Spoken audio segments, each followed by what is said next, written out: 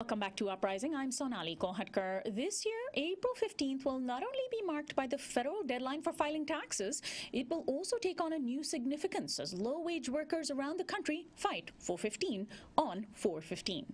The growing movement of workers from Walmart, the fast food industry, the home healthcare industry, and many others is planning a major series of actions next Wednesday in its push for a minimum wage of $15 an hour.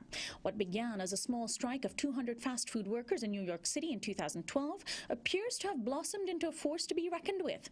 Already, several cities, municipalities, and even states have increased their minimum wage or plan to increase it, even as the federal minimum wage languishes at $7.25 an hour. Here in Los Angeles, where this program is produced, the minimum wage is currently $9 an hour, and roughly 18% of the city's 13 million residents live below the federal poverty line.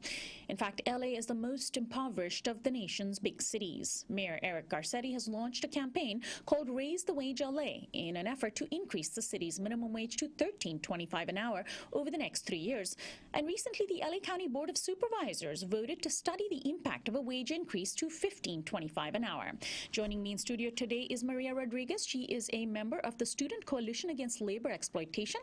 Hi, Maria. Hello. Hi. So what do you, before we get to Los Angeles, let's talk about the national movement, which has grown tremendously. To what do you attribute the growth in this movement over just the past 3 years? I mean, that's a stunning increase. It's gone from just a city here, a city there, to now a national movement, not just one industry or another, but many industries. Definitely. I think we have to think about how in the beginning it did start with the 200 fast food workers in New York City, and it has just grown and been developing ever since, with all kinds of different low-wage workers across the country realizing that they are not making enough to make ends meet. They're struggling, and our Americans' purchasing power will be increased if people are being paid a higher wage. People will be able to strengthen the economy, put back into the neighborhoods.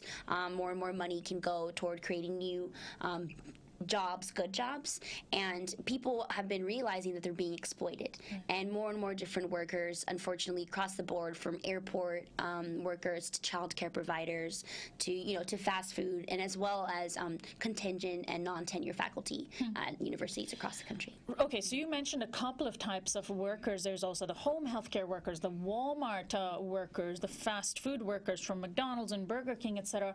Are all of these disparate groups of workers joining in together now? Yes, so that's exactly what's happening. Is this Fight for 15 campaign encompasses all of those workers. That's incredible. It's not just one particular kind of industry, because unfortunately people across the board are realizing that they're not making enough and they do deserve more, and they're asking for 15 an hour and a union. It's amazing that you put in adjunct professors into this group. We assume that adjunct professors must be making at least $15 an hour? Unfortunately, that is not the case. Adjunct professors, these are instructors who are teaching college-level courses, but they're not tenured. They essentially are hired to teach one course here, one course there, and the numbers of adjuncts have been growing tremendously. It's, in a way, it's a sort of a transformation of academia into the same kind of part-time workforce that other industries have taken on. So they're making less than 15 an hour? Yes, exactly.